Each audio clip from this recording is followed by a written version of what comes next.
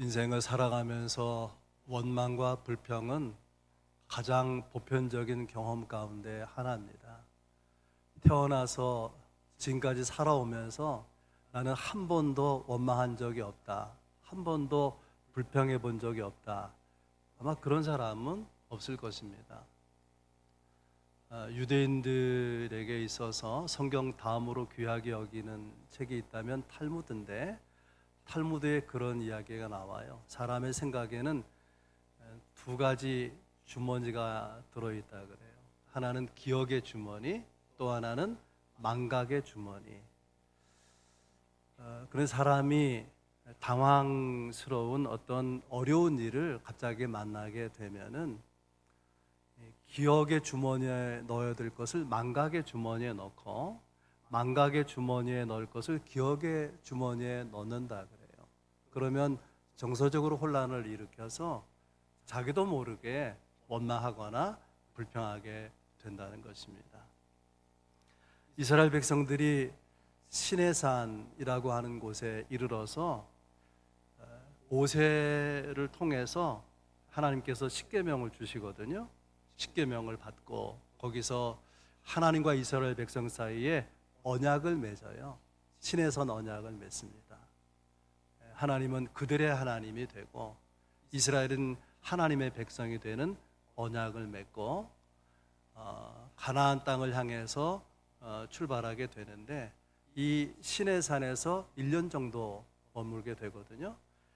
1년 머물고 가나안 땅을 향해 출발하는데 구름기둥, 불기둥이 그들 앞에서 인도하게 되고, 이스라엘 백성이 여호와의 군대로 행진하면서 뭘 따라가냐면 제사장들이 맨 언약궤가 앞서면 백성들이 뒤따라 가게 됩니다.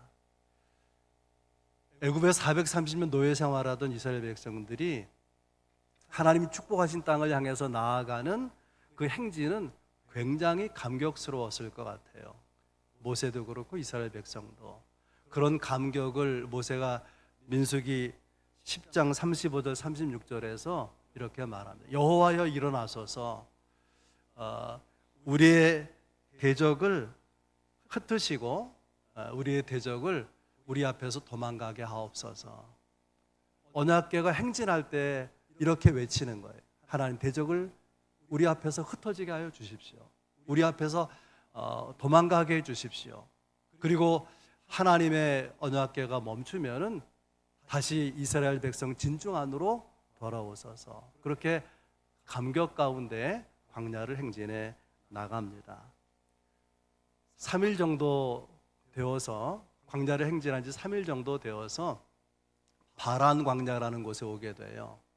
그들이 시내산에서 출발한 곳은 시내 광야고 3일 정도 광야를 지나서 바란 광야에 도착하게 되는데, 시내 광야는 200만 이스라엘이 1년 머물 정도의 넓은 그런 평야 같은 들판이 있었던 곳입니다. 당연히 물이 있고 샘이 있는 지역이죠.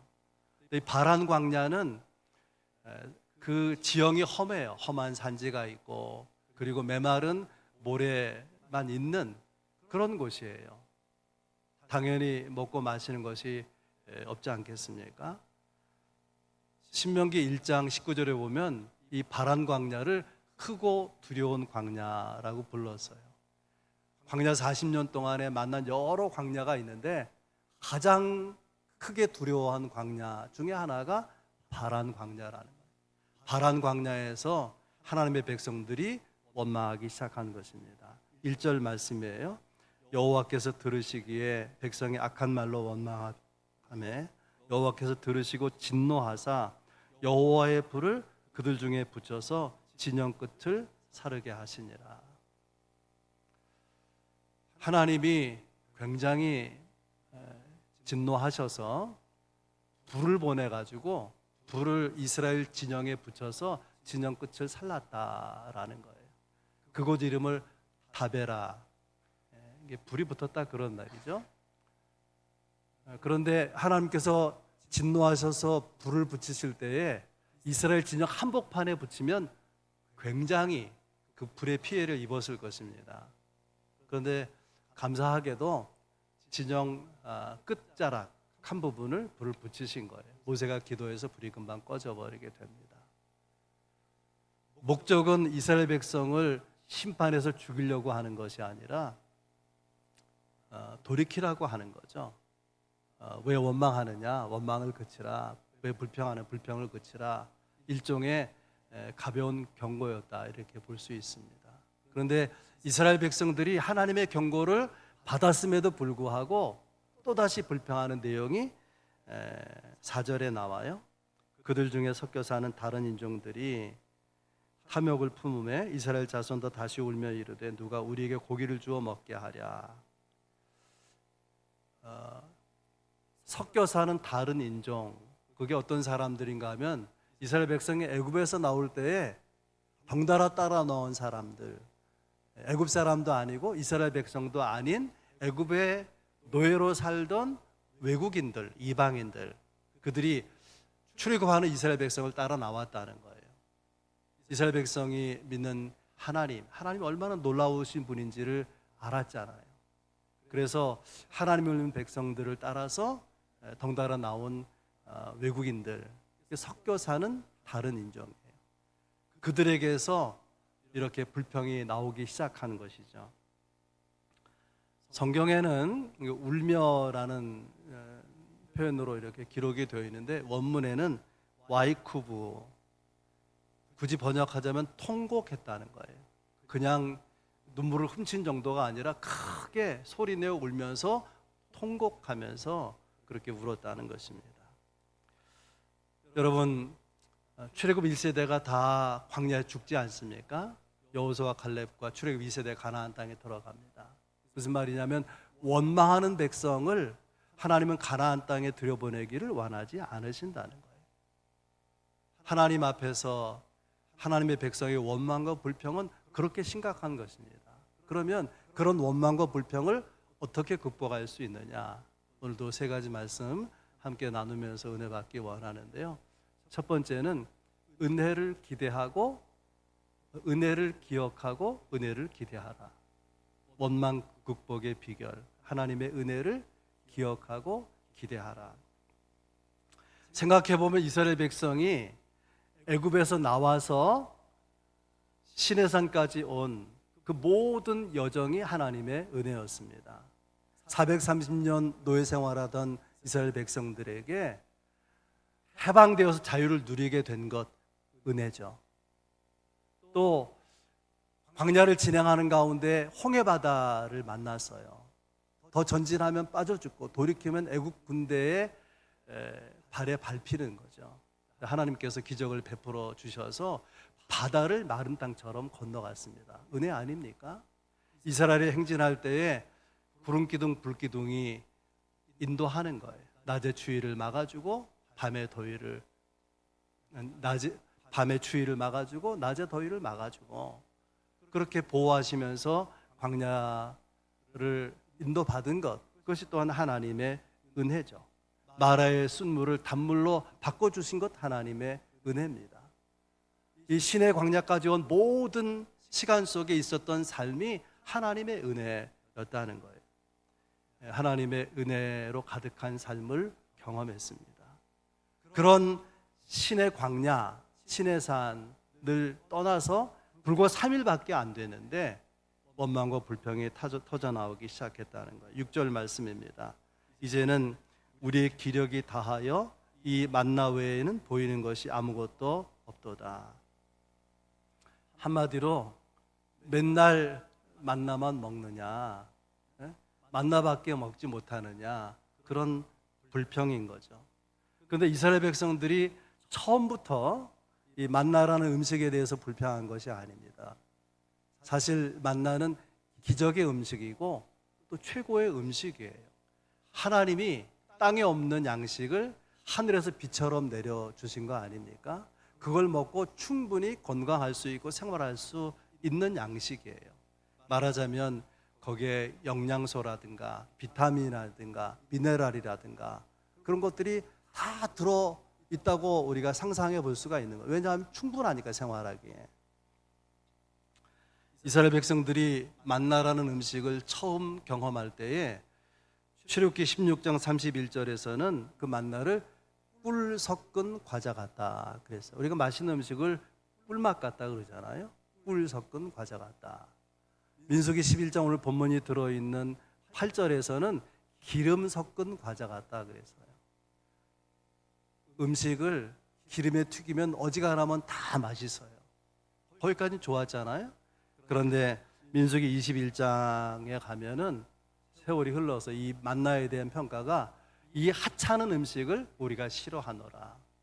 하나님이 주셔서 꿀 섞은 과자 같다, 기름 섞은 과자 같다, 그렇게 기뻐했었는데 어느 순간에 하찮은 음식, 먹고 싶지 않은 음식이 돼버린 것입니다. 이것이 우리의 모습이기도 한 것이죠. 하나님의 은혜 가운데 우리도 살아요. 하나님의 은혜의 그 중심에 우리가 살아가면서도 사람들은 놀랍게 불평거리를 찾아내고 어쩌면 그렇게 잘 찾아내는지 몰라요. 하나님의 은총이지만, 하나님의 축복이지만 그것이 너무 자주 빈번하게 우리에게 주어지다 보면은 그 은혜와 축복에 익숙해져서 감사할 일을 두고 원망을 찾아내는 거예요. 불평거리를 찾아내는 것입니다. 여러분, 가정도 생각해 보세요. 결혼 생활 어떻게 부부가 된 거예요? 저 사람 만나 살면 행복할 것 같다, 그래서 연애했고 결혼했고 산 거 아니겠습니까? 그 사람하고 한 시간만 있어도 좋은데, 그 사람과 하루만 같이 보내도 좋은데 얼마나 오랜 세월을 같이 지낸 것입니까? 그런데 어느 순간에 그 배우자가요, 하찮은 인간. 내가 저런 하찮은 존재하고 평생 살아야 돼? 은혜라고 생각했었는데, 하나님의 축복이라고 생각했는데 어느 순간 내가 싫어하는 대상 중에 하나가 되어버린, 그것이 우리의 불평하는 모습이 아니냐 하는 것입니다. 영국의 트렌치 감독이라는 분이 이런 말을 했어요. 어떤 사람은 자기의 가는 평탄한 길에 구덩이 하나만 있어도 벌써 하나님을 원망하고 사람을 원망한다. 또 어떤 사람은 자기가 가는 험하고 캄캄한 길에 조그만 빛이 있어도 그것은 하나님이 주신 자비로운 빛이라고 감사하며 기도하더라. 생각해 볼 만한 이야기 아닙니까? 여러분은 어느 편에 있는 사람입니까? 어느 쪽에 있는 사람입니까?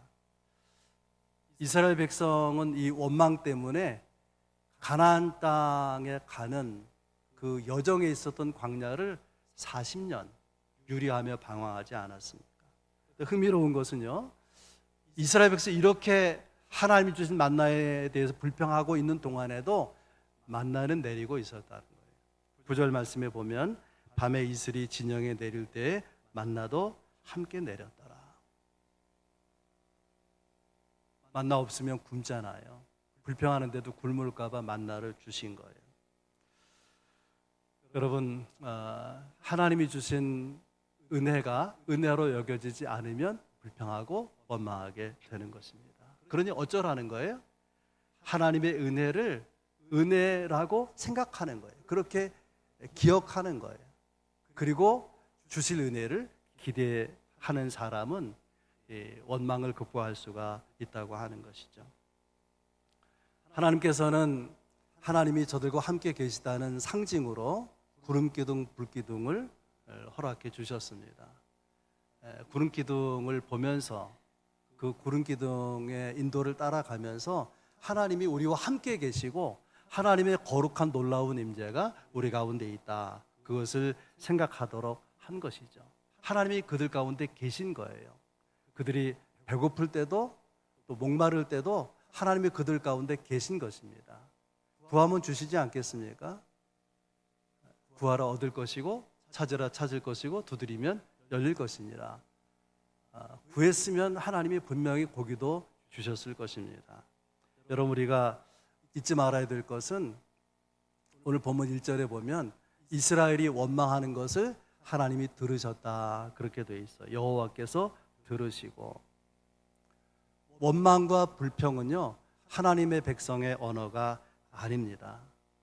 여러분, 원망, 불평 극복하려면 하나님이 주신 은혜, 이미 주신 은혜를 잊지 않고 기억하고 주실 은혜를 기대하고 사시기를 바랍니다.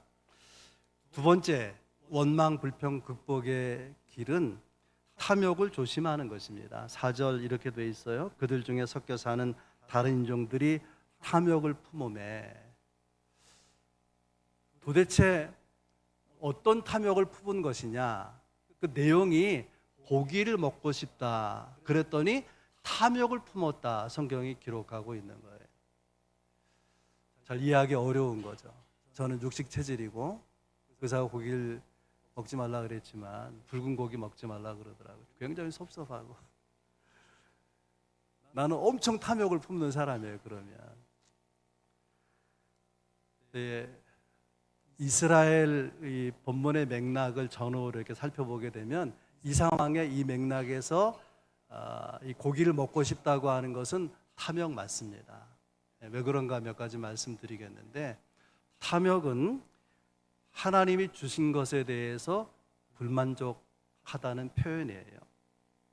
이스라엘이 애굽에서 나와서 가나안 땅에 바로 들어간 것이 아니라 지금 광야에 있지 않습니까? 광야는 먹을 것이 없는 곳이에요. 마실 물이 없는 곳입니다. 그래도 사람은 먹어야 살기 때문에 하나님께서 하늘에서 만나를 비처럼 내려주신 것이죠. 그리고 목마르다 그러니까 반석을 쪼개서라도 물을 마시게 하신 것입니다. 추울까 봐 말씀드린 대로 밤에는 불기둥으로, 더울까 봐 낮에는 구름기둥으로 저들을 보호하시면서 이끌어 가신 거 아니겠습니까? 어느 하나도 하나님의 은혜 아닌 것이 없어요. 자기 힘으로 애굽을 떠나서 신의 그 산이 있는, 신의 광야가 있는 곳까지 온 것이 아니라고 하는 거예요. 그러면 이들에게 뭐가 문제냐? 하나님이 이미 주신 것, 살기에 충분한 것을 주셨음에도 불구하고 충분히 주신 것으로도 저들은 만족하지 못했다는 거예요. 주신 것에 불만족한 그런 감정이 있었기 때문에 불평하고 원망하는 거죠. 그들이 고기 먹고 싶다고 하는 것은 고기가 광야에 있는 게 아니잖아요. 광야에 없는 것을 먹고 싶다는 거예요. 그것도 표현이 이렇게 됐어요. 고기를 주어 먹게 하라.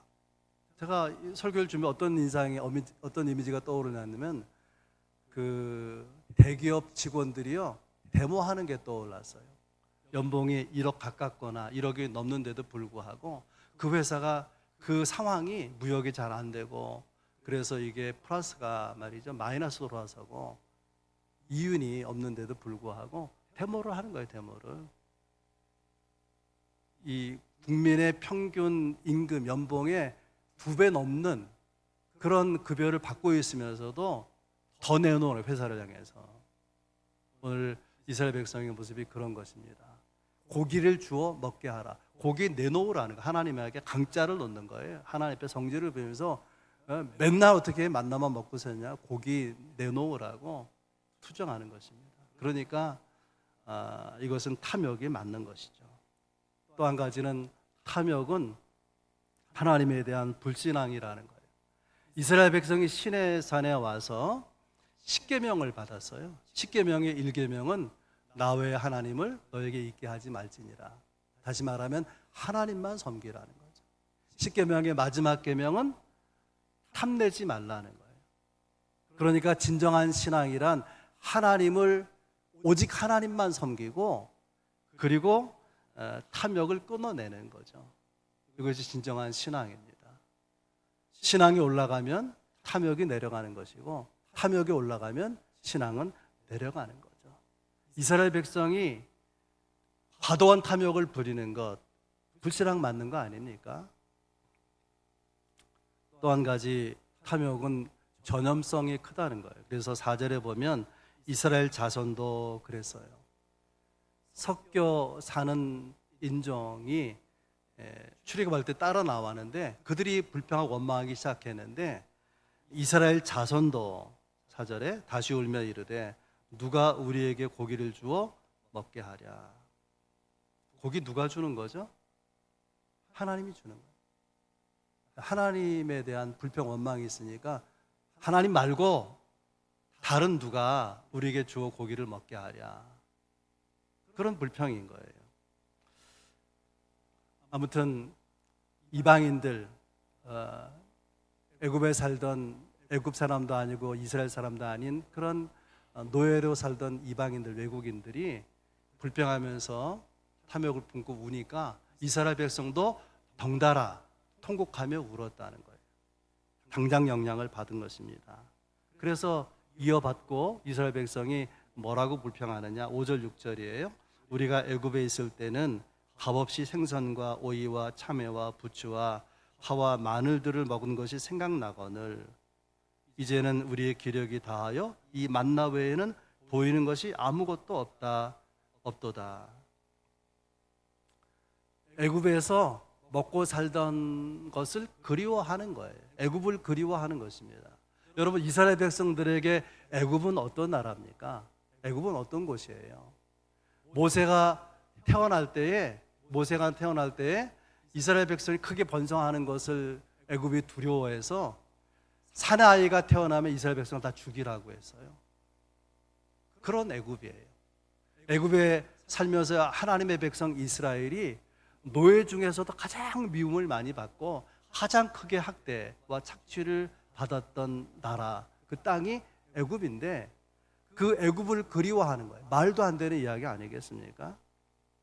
그리고 생각해 보면 아무리 만나가 꿀 섞은 과자 같고 또 기름 섞은 과자 같고 그렇다고 할지라도 맨날 먹어야 된다면 그건 불평할 수 있는 거죠. 그런데 만나를 먹는 기간은 광야에 있는 동안만 먹는 거예요. 이스라엘 백성이 시내산에 있는데 성경에 보면 가나안 땅이 눈앞에 바라다 보이는 가데스 바네아까지 그 거리가 10하룻길, 걸어서 10하루면 갈 수 있다는 거예요. 그러니까 만나를 며칠 먹으면 되죠? 10하루 먹으면 되는 거예요. 10하루. 그런데 이스라엘 백성이 만나만 먹느냐, 고기도 먹고 싶다, 그렇게 불평하게 된 거죠. 이스라엘 백성이 하나 약속한 가나안 땅에 들어가면 과일이 얼마나 많겠습니까?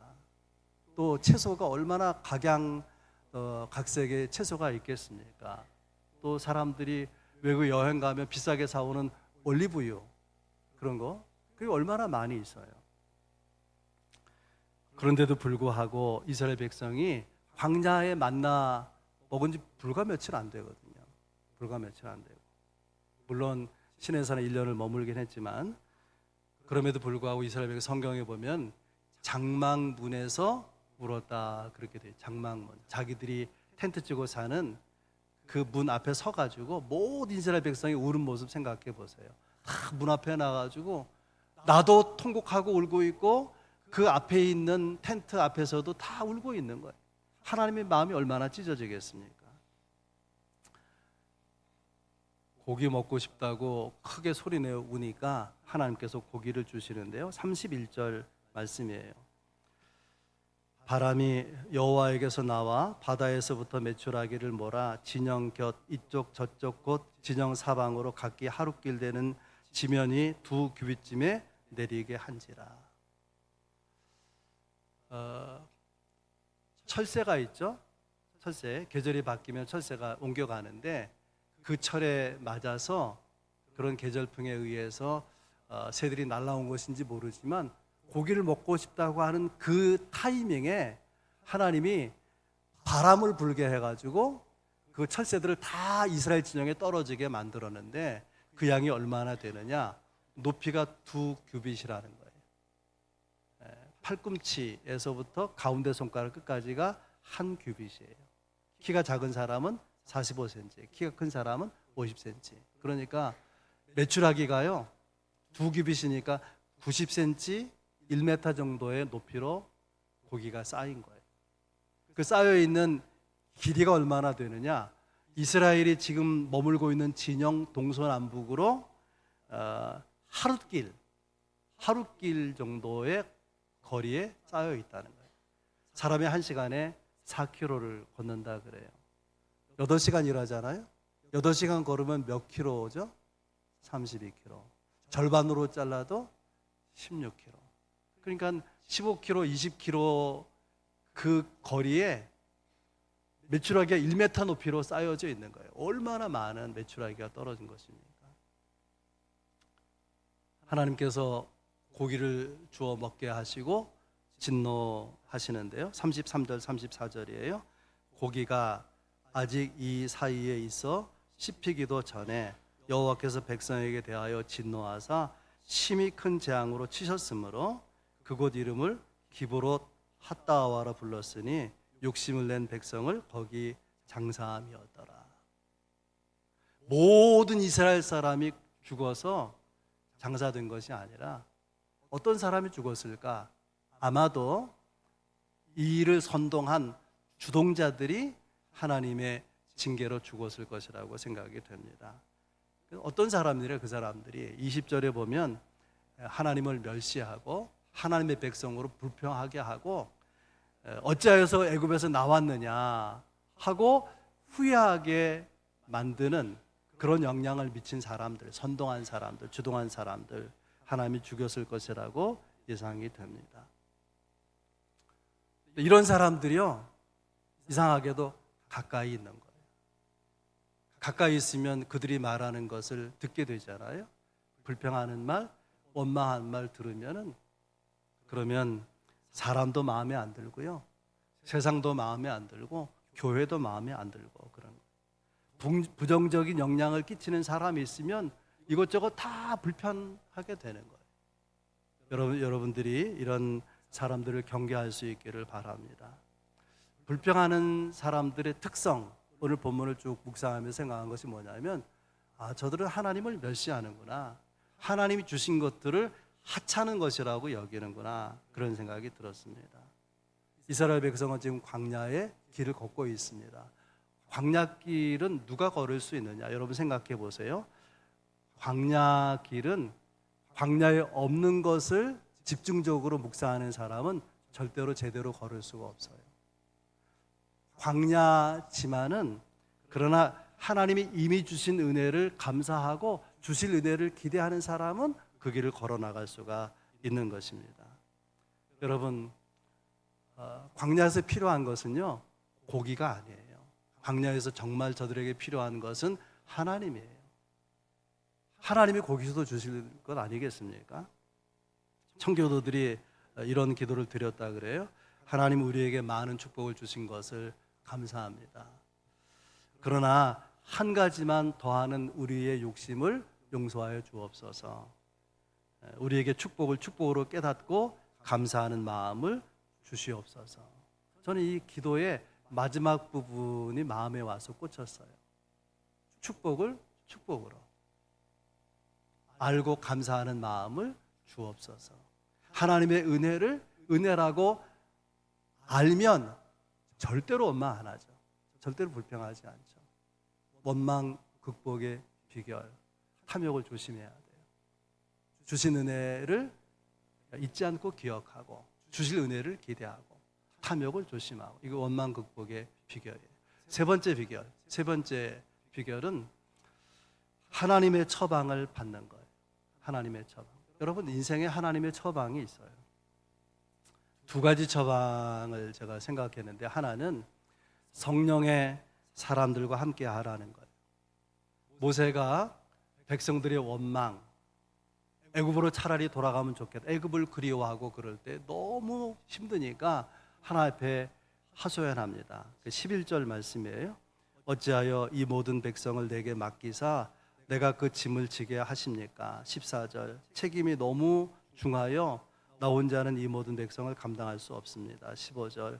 나를 죽여 내가 고난당함을 보지 않게 하옵소서. 구조가 이렇게 되어 있어요. 처음에 섞여 나온 다른 인종들, 다른 나라 사람들이 원망을 시작했어요. 그랬더니 이스라엘 백성에게 전염이 되어서 이스라엘 백성도 통곡하면서 원망하고 불평한 거예요. 그런 원망 불평이 모세에게도 전염이 되어서 모세가 지금 똑같이 원망하고 그리고 똑같이 힘이 빠져서 힘들어하고 있습니다. 신의 광야에 출발할 때는 얼마나 당당했는지 몰라요. 여호와여 일어나소서, 우리가 행진할 때에 주께서 대적을 멸하시고 우리 앞에 흩어져 도망가게 해주십시오. 우리가 진행을 멈추고 진영에 머물 때에는 여호와여 우리 가운데 돌아오소서. 얼마나 담대하게 당당하게 백성들 앞에서 외치며 기도했던 사람인데 그런 모습 하나도 없어요. 위대한 지도자의 모습을 찾아볼 길이 없습니다. 똑같이 불평하고 똑같이 힘들어하는 거예요. 그런데 다른 점이 있어요. 다른 점이 뭐냐면 그 불평과 원망, 하소연을 사람에게 하지 아니하고 하나님께 기도로 나타내고 있다는 거예요. 하나님께 말하면 기도고요, 사람들에게 말하면 원망과 불평입니다. 결과가 너무 다른 것입니다. 그래서 모세의 하소연하는 기도를 들으시고 하나님께서 처방을 내리시는데 그 처방은 16절, 17절에 나와 있어요. 이스라엘 노인 중에서 내가 알기로 백성의 장로와 지도자가 될 만한 자 70명을 모아 내게 데리고 오라. 17절 내게 임한 영을 그들에게도 임하게 하리니 그들이 너와 함께 백성의 짐을 담당하고 너 혼자 담당하지 아니하리라. 이런 처방이에요. 지도자가 될 만한 사람을 장로든 누구든 70명을 모아서 내 앞에 세워라. 그러면 모세, 내가 너에게 하나님의 영으로 충만하게 해서 너를 쓰지 않았느냐? 똑같이 그들에게도 성령으로 충만하게 할 것이다. 왜 너 혼자 짐져서 힘들어하느냐? 왜 그렇게 버겁다고 말하느냐? 그들과 짐을 나누어지라. 혼자 일하지 말고 성령의 사람들과 동역하라. 하나님의 처방이에요. 여러분, 믿음의 사람들과 함께 있을 때, 성령의 사람들과 함께 있을 때, 기도의 사람들과 함께 있을 때, 어떤 어려운 환경에서도 하나님에 대한 신뢰를 잃어버리지 않는 사람들과 함께 있으면 원망의 영향력은 내게 다가올 수 없는 거예요. 우리가 또 기억해야 될 것은 모든 불평, 모든 원망의 배후에는요, 우리가 미처 생각지 못한 사단의 역사가 있는 거예요. 귀신의 역사, 마귀의 역사가 있는 것입니다. 그러므로 불평에 대해서 원망에도 귀를 닫아야 되는 거예요. 아무리 많은 원망도요, 불평도 사람을 변화시키지 못해요. 변화시킬 수 있으면 때로 하나님은 원망도 유익할 때가 있다, 불평도 유익할 때가 있다, 그럴 거 아닙니까? 전혀 유익이 없어요. 원망과 불평은 사람을 변화시키지 못합니다. 두 번째 처방은 하나님의 격려입니다. 이스라엘 백성들이 하나님이 치셔서 죽은 사람들을 장례 지내고 그곳 이름을 꼭 일본 단어 같아요. 기브롯 핫다와, 그 일본 단어 같아요. 그 지역의 이름을 기브롯 핫다와와 번역하면 탐욕의 무덤이다, 그런 뜻입니다. 그러니까 하나님이 죽이시고 죽은 사람들을 장례하면서 이스라엘 백성이 이 탐욕이 얼마나 심각한 문제인지를 배우게 된 것이죠. 이런 큰 교훈을 얻고 기브롯 핫다와에서 다시 행진을 시작해서 한 지역에 이르게 됩니다. 35절이에요. 백성이 기브롯 핫다와에서 행진하여 하세롯에 이르러 거기 거하니라. 제가 지도를 보니까, 설교를 준비 지도를 보니까 기브롯 핫다와에서 하세롯까지가요 한 이틀쯤 걸리겠더라고요. 이틀쯤. 시내산에서 출발해서 바란 광야까지 3일 걸렸거든요. 3일. 그래서 거리를 대충 재보니까 이틀쯤이면 하세롯에 올 수 있는 거예요. 멀지 않은 곳에 하나님이 준비하신 하세롯이 있었습니다. 하세롯에는 오아시스가 있어요. 야자나무가 즐비하고 거기에 샘이 있고 물이 있고 그런 오아시스가 있는 장소예요. 거기서 이스라엘 백성들은 그 마른 목을 축이면서 다시 새 힘을 얻을 수 있는 충전의 시간을 보냈을 것입니다. 여러분 생각해 볼 수 있길 바랍니다. 왜 하나님께서 성령 충만한 사람 70명을 세워서 모세와 그 힘든 사역을 분담하게 하셨을까? 이 하세롯 오아시스에 와서 위로와 격려를 받으면서 재충전할 수 있는 시간을 주셨을까? 그것은요, 힘을 내서 약속의 땅 가나안 땅을 향해서 나아가라 하는 것이죠. 우리가 하나님이 주신 비전, 목표를 향해서 나아가다가 때로 우리의 영적 시야가 흐려질 때가 있어요. 그래서 은혜가 보이지 않고 불평할 만한 일을 만나게 되죠. 그 자리가 불평의 자리고 원망의 자리입니다. 그런 때라도 오늘 들은 말씀처럼 원망과 불평을 극복하려면 하나님의 은혜를 기억하고 하나님의 은혜를 기대하는 거예요. 그리고 우리가 탐욕을 가지게 되는 걸 조심하고 성령 충만한 사람들을 가까이 하고 그들과 사역을 나누면서 그렇게 하나님의 위로와 격려를 받으면 넉넉하게 우리는 이런 원망과 불평을 이기게 될 것이고 하나님이 준비하신 하세롯에 이르게 될 것입니다. 이 놀라운 은혜가 우리 모두에게 있기를 주의 이름 축원합니다.